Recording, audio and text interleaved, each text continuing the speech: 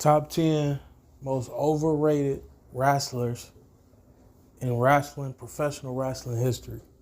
Number 1, The Undertaker. I know a lot of people gon' dislike hearing that because of the nostalgia of The Undertaker. But let's be real, people.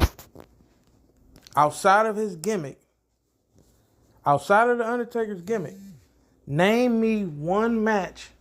No, name me one match that you can say The Undertaker carried this match. This was one of the greatest performances I ever seen. Now, here's what I know you're going to say. Oh, what about the WrestleMania matches with Shawn Michaels? Well, look who he was wrestling. He was wrestling Shawn Michaels. What do you expect? What do you expect to happen? He's wrestling one of the top 4 greatest wrestlers of all time, Shawn Michaels. So, of course, the match is going to be great. Of course, Shawn Michaels is going to put him in position to look good.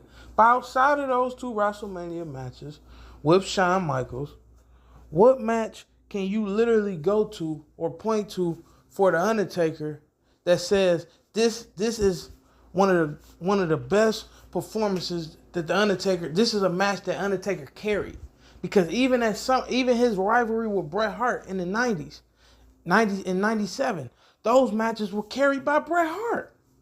Undertaker has never carried a match. He has never carried. His feud with the Great Khali was terrible. Batista, JBL, the Dudley Boys. His matches with Stone Cold were decent, but they weren't. Most of them were gimmick matches. Besides the match at SummerSlam '98, besides that match, the Buried Alive match, gimmick match. Most of his matches are gimmick matches to cover up how much of a good wrestler he's not. I mean, think about it, people. Like, now you can't name 5 Undertaker matches. You can't name one Undertaker match that he actually carried. I'm talking about from beginning to end. Undertaker was the anchor of the match. It was highlighted.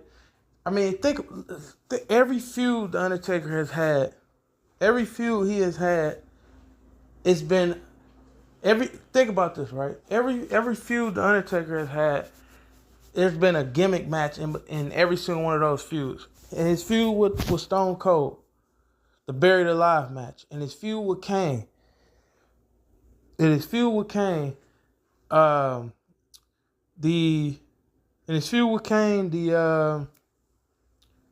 Inferno match, and his feud with Shawn Michaels, Hell in a Cell. And his feud, Hell in a Cell with Shawn Michaels. And his feud with Bret Hart. Even the match at SummerSlam '97, Shawn Michaels was the special guest referee. And the more important thing about that match was how was Shawn Michaels going to referee the match between Bret Hart and The Undertaker? And his feud with Mankind, stipulation match, Hell in a Cell match. And his feud with Brock Lesnar, Hell in a Cell match. every single one of Undertaker's rivalries, every single one of his rivalries, there's a gimmick match involved to keep people more entertained. I mean, think about it. Now, I would say his best work as a wrestler was the American Bad A. That's when he put on his best work. I mean, or Big, what do they call him? Big Evil, during his motorcycle run, during the American Bad A. That's when he put on his best work, to me personally. Him as the Undertaker, like the Dead Man, the whole Undertaker gimmick, none of his best matches came from that, really. His best matches came in that 2000, I want to say that 2001, that 01 to 02, 01 to 0, like 2001, and I don't mean the invasion. I mean after the invasion. So it's probably 02. So 2002 Undertaker to probably like the first few months of 2003. That was when the Undertaker did his best work.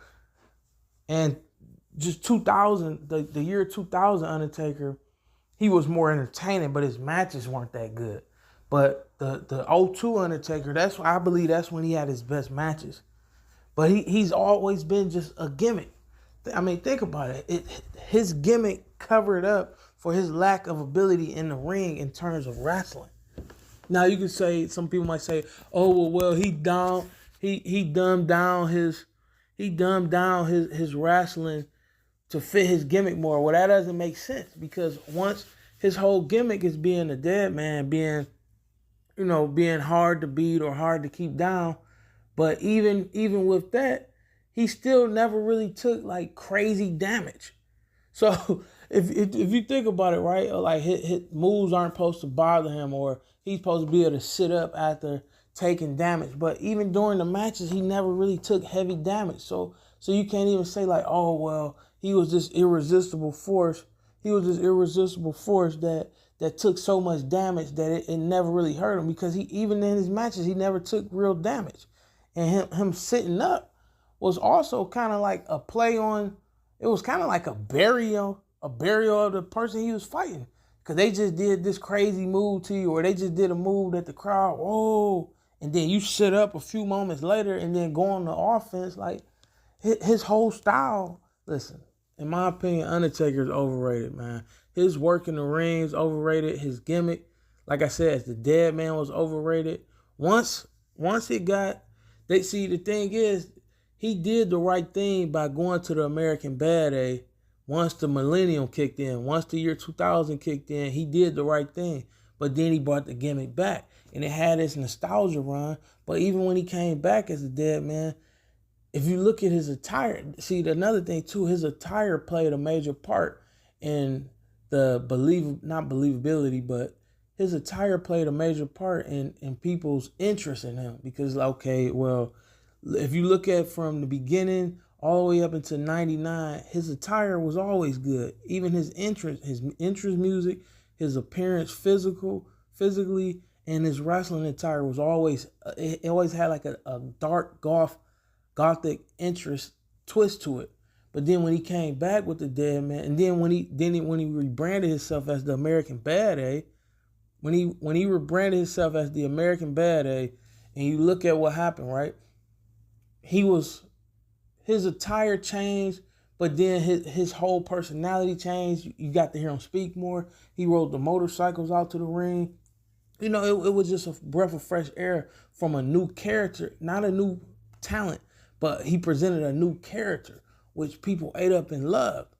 And that also covered up his lack of, not ability, but his lack of good matches being put on. Because he was a good talker. He did good promos. And like I said, his image, all those things did more for him than his actual talent was, or what he displayed in the ring.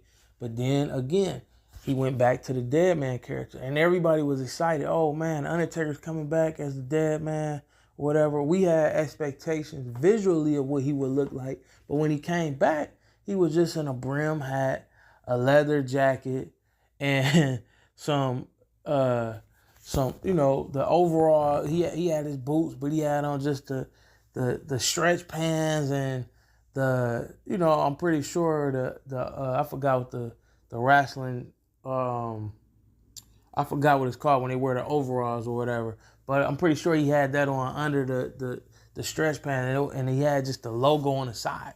And it's like, okay, you came back, but you came back lazy with your appearance. Like, where's the flash and the pizzazz with the appearance? You just wearing, you walk into the ring slow.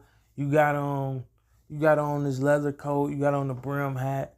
But then when you take that off, you just got on the suspender set and the stretch pants, and it just looked like, okay, wow, like this is the Undertaker. Like, this isn't, like, you became lazy with the character, and the matches became even more lazy because your character and what you presented was always masked or cover up your ability in the ring, or what you presented in the ring in terms of a match. But then now your attire, because a lot of people don't realize the attire plays a major part in people, being drawn to you. Like, oh, look at his ring gear. Like, Shawn Michaels and Bret Hart had some of the best ring gear. That's why they some of people's favorite characters. But Undertaker, when he came back as a dead man, his ring gear was terrible. his presentation once he got inside the ring was horrible.